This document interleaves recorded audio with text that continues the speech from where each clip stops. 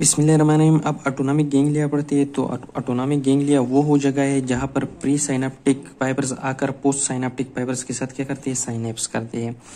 तो अब ये जो ऑटोनॉमिक गैंग्लिया है ना, ये इफरेंट फाइबर्स इसको आती है, जो सेंट्रल नर्वस सिस्टम से इफरेंट फाइबर आते हैं ना, वो इसके रास्ते में होता है, सही है। और वो दूसरे फाइबर्स जो होते हैं उसके साथ साइनेप्स कर देते हैं, वहां से फिर और फाइबर्स जाते हैं जिसको पोस्ट साइनेप्टिक फाइबर्स कहते हैं। अब ऑटोनॉमिक गैंग्लिया जो होते हैं ना, वो ऑटोनॉमिक गैंग्लिया सिंपैथेटिक का भी होगा, पैरासिम्पैथेटिक का भी होगा। तो सिंपैथेटिक का हमने पढ़ा था कि एक दो तरह के होते हैं। एक पैरावर्टिब्रल होते हैं जो हमारा स्पाइनल कॉर्ड है उसकी दोनों साइड पर इंटरकनेक्टेड ट्रंक बनाता था, सिंपैथेटिक ट्रंक। दूसरा प्रीवर्टिब्रल था जो कि जाकर एक आर्गन के नजदीक पड़ा रहता था, सही है। इसके अलावा जो पैरासिम्पैथेटिक का होगा उसकी जो प्री सिंपैथेटिक फाइबर्स बहुत लॉन्ग होंगी और उसका गैंग्लियन फिर पड़ा रहेगा आर्गन के नजदीक, और फिर उससे शॉर्ट पोस्ट सिंपैथेटिक फाइबर्स निकलकर आर्गन को सप्लाई करेगा। अब ये एक ऑटोनॉमिक गैंग्लिया का स्ट्रक्चर है, सही है। तो इस स्ट्रक्चर में सबसे पहले आउटर कवरिंग होते हैं कनेक्टिव टिश्यू का, जिसको कैप्सूल कहते हैं। इसके अंदर इस तरह बहुत सारे होते हैं, लेकिन मैंने सिर्फ एक ड्रा किया है, सही है। ये क्या है, ये प्री साइनेप्टिक फाइबर्स आ रहे हैं और यहाँ से ये वाली जो है ये पोस्ट साइनेप्टिक फाइबर्स क्या करते हैं, निकलते हैं। इन दोनों के दरमियान यहाँ पर एक साइनेप्टिक जंक्शन है। ये वाला जो है ये एंटर न्यूरॉन है और इसको मॉड्यूलेटिंग फाइबर्स कहते हैं। इसका फंक्शन अभी पढ़ते हैं। लेकिन माइलिनेशन के लिहाज से 3 कैटेगरीज के फाइबर्स है, ए फाइबर्स है, बी है और सी है। ये जो प्री साइनेप्टिक फाइबर्स आएंगे ना, ये बी कैटेगरी का होगा, इसका माइलिनेशन होगा, स्लो कंडक्टिंग होगा। और ये जो फाइबर्स जाएगा ये सी कैटेगरी का होगा, ये माइलिनेशन बहुत कम या ना होगा और बहुत ज्यादा स्लो कंडक्टिंग करेगा। जो ए फाइबर्स थे वो यहाँ पर नहीं है, लेकिन वो फास्ट कंडक्टिंग करता है। अब जब यहाँ पर एक्शन पोटेंशियल आएगा, यहाँ पर ये क्या होंगे, विजिकल होंगे, जिसके अंदर पैक्ड होंगे न्यूरोट्रांसमीटर। उन न्यूरोट्रांसमीटर को इस साइनेप्टिक नोड में ये रिलीज करेगा। फिर वो न्यूरोट्रांसमीटर आकर ये क्या है, ये रिसेप्टर्स है, इस रिसेप्टर्स पर अटैच हो जाएगा और यहाँ पर ये जो पोस्ट साइनेप्टिक मेम्ब्रेन है इसमें एक्शन पोटेंशियल प्रोड्यूस हो जाएगा और ये फिर इसको जाएगा, ले जाएगा कहाँ पर, आर्गन तक ले जाएगा। इसके अलावा ये जो एंटर न्यूरॉन है इसको कहते हैं SIF cell, small intensely fluorescent cell. अब जब हम डिफरेंट सेल्स को डिटेक्ट करते हैं उसके लिए हम एक फॉर्मल्डिहाइड फ्लोरेसेंट टेक्निक यूज करते हैं। तो ये सेल जो होती है कैटेकोलामीन की तरह फ्लोरेसेंट की रीजन में आती है और वो कलर की जिस कलर की रीजन में आती है वो होता है ग्रीन।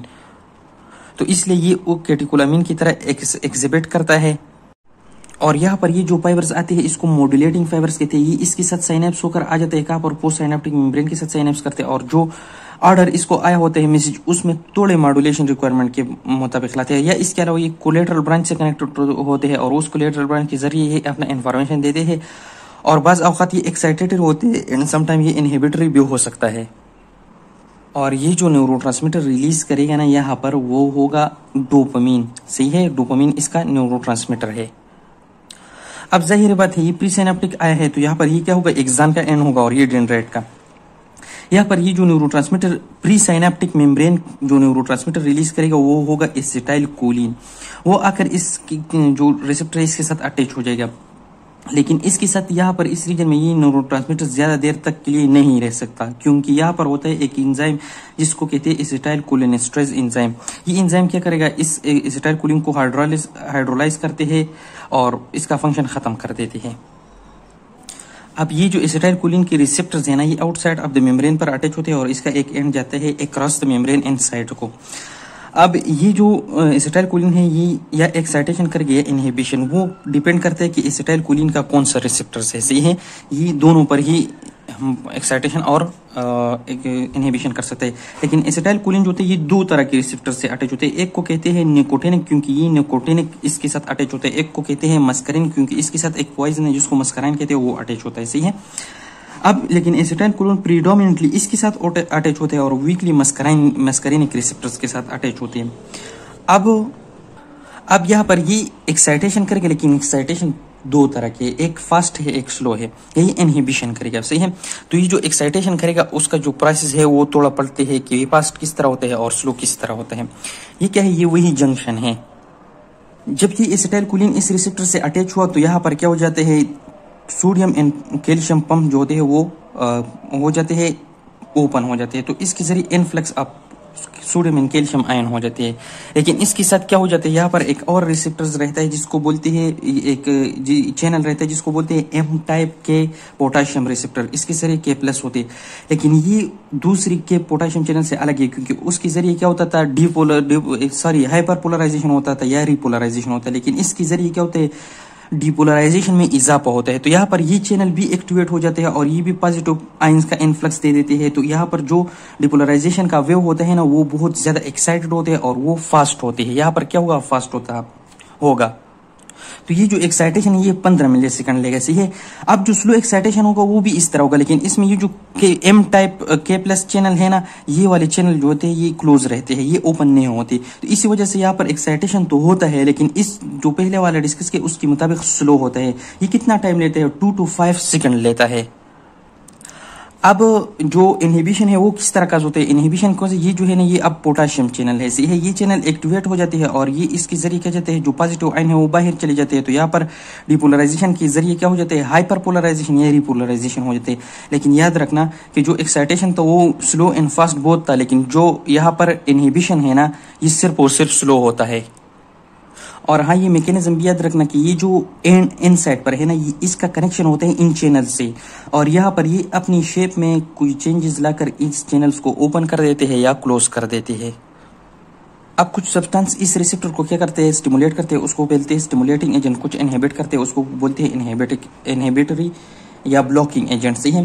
तो ये जो इस गैंग्लियन की जो स्टिमुलेटिंग एजेंट है, या लेट से ये निकोटीन रिसेप्टर होगा तो वो होगा निकोटीन होगा, लोबिलाइन होगा, एंड डाइमिथाइल फिनाइल पाइपेराजीनियम होगा, सही है। और जो इनहिबिटरी होगा यहाँ पर, वो भी यहाँ पर निकोटीन हो सकता है। जब निकोटीन बहुत हाई कंसंट्रेशन में होना तो पहले वो यहाँ पर एक्साइटेशन करते हैं, लेकिन बाद में ये जो रिसेप्टर है उसको रिस्पॉन्स नहीं करती, तो ये इनहिबिशन एक ब्लॉकिंग किस्म की हो जाती है। और दो जो चीजें हैं ना, एक को बोलते हैं हेक्सामिथोनियम और दूसरे को बोलते हैं टेट्रा इथाइल अमोनियम। ये दोनों एसिटाइल कोलिन की तरह शेप रखते हैं, तो इसके साथ कंपिटिटिव इनहिबिशन कर देते हैं और इसको इनहिबिट करते हैं। तो ये क्या हो गई, ये ब्लॉकिंग एजेंट्स हो गई। अब इसके बाद अब ये तो जो न्यूरोट्रांसमीटर थे ये रिलीज कहाँ से होते थे, प्री गैंग्लियनिक फाइबर से। अब पोस्ट गैंग्लियनिक वाले पढ़ेंगे, सही है। तो पोस्ट गैंग्लियनिक का एग्जाम कहाँ जाएगा, लेट से ये मैं ड्रा करता हूँ, ये जाएगा ये किसी ग्लैंड पर या किसी स्मूथ मसल पर या किसी कार्डिक मसल की सेल्स पर एंड होगा। ये मैंने एक ग्लैंड ड्रा किया। उसी तरह यहाँ पर भी क्या होंगे, वेसिकल होंगे और उसमें न्यूरोट्रांसमीटर पैक होंगे। लेकिन जब ये यहाँ पर साइनेप्स करते थे, इसकी मेम्ब्रेन से जो स्कॉन्शिल होते हैं वो लूज हो जाते हैं, खत्म हो जाते हैं। और उसी तरह ये भी इस वेसिकल से न्यूरोट्रांसमीटर रिलीज करेंगे, वो थ्रू डिफ्यूजन जाएगा इस ग्लैंड या मसल्स हो गया। मसल में स्मूथ मसल और कार्डिक आती है, क्योंकि ऑटोनॉमिक नर्वस सिस्टम है, उस इस ग्लैंड पर आएगा और इस ग्लैंड पर फिर क्या करेगा, अपना ऑटोनॉमिक नर्वस सिस्टम की जो इफेक्टर है या एक्शन है उसको प्रोड्यूस करेगा, इस पर इंप्लीमेंट करेगा। अब ये जो post synaptic nerve ending release करेगा ना जो न्यूरोट्रांसमीटर, वो पैरासिम्पैथेटिक के लिए अलग है, सिंपैथेटिक के लिए अलग है। पैरासिम्पैथेटिक के लिए मोस्टली एसिटाइलकोलिन होते हैं, और जो एंड एसिटाइलकोलिन रिलीज करेंगे उसको कोलिनर्जिक एंडिंग बोलेंगे, और जो रिसेप्टर इसको रिसीव करेगा उसको कोलिनर्जिक रिसेप्टर्स बोलेंगे, सही है। लेकिन सिंपैथेटिक में नॉर एपिनेफ्रिन भी होते हैं और एसिटाइलकोलिन भी होते हैं, लेकिन मोस्टली नार एपिनेफ्रिन होते हैं। और नार एपिनेफ्रिन जो एंडिंग रिलीज करेगा उसको बोलेंगे हम एड्रेनर्जिक एंडिंग, और उस रिसेप्टर को एड्रेनर्जिक रिसेप्टर बोलेंगे। अब ये एड्रेनर्जिक जो होते हैं ना रिसेप्टर्स, ये दो तरह के होते हैं, एक को अल्फा कहते हैं, दूसरे को बीटा कहते हैं। फिर इनकी सब डिवीजन है, एक अल्फा 1 है, दूसरा अल्फा 2 है, और बीटा में बीटा 1 और बीटा 2 है। अब ये जो अल्फा वाले होंगे ना, ये मोस्टली, कंप्लीटली नहीं, मोस्टली ये क्या होंगे, एक्साइटेटरी होंगे सिंपैथेटिक में, और ये जो बीटा वाले होंगे ये मोस्टली क्या होंगे, इनहिबिटरी होंगे।